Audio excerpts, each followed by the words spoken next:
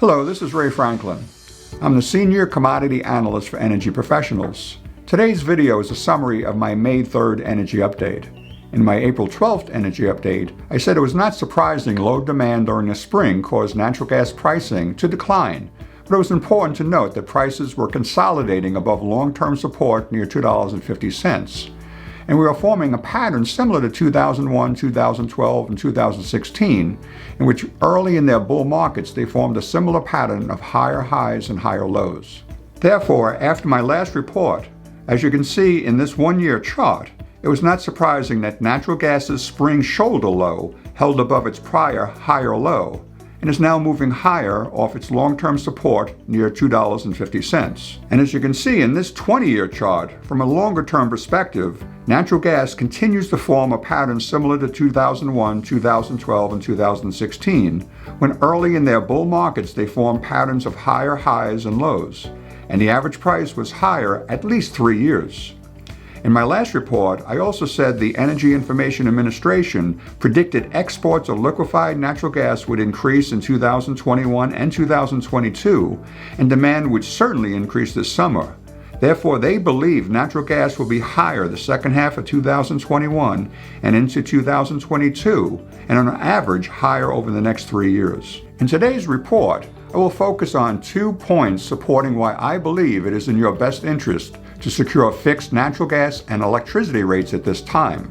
First, although the nearby contracts on natural gas increased over the last few weeks, pricing long-term remained below the EIA's forecasted rates. The forward market of natural gas is presently in backwardation, which means contracts in 2022, 2023, 24, and 25 are lower than in 2021.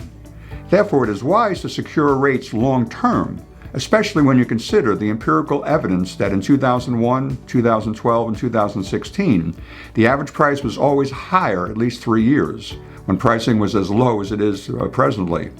And this brings me to the second factor, which I believe might even be more important and support securing rates long-term. Our government's fiscal policies will likely lead to inflation, which will adversely impact your cost of doing business, but you can ensure one cost center will not increase.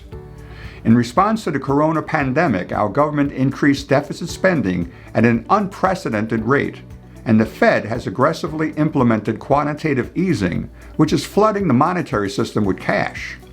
Clearly, these policies increase the risk of inflation, and the bond market is signaling inflation is on the horizon. Long-term bonds decline when inflation rises because future payments from bonds won't buy as much.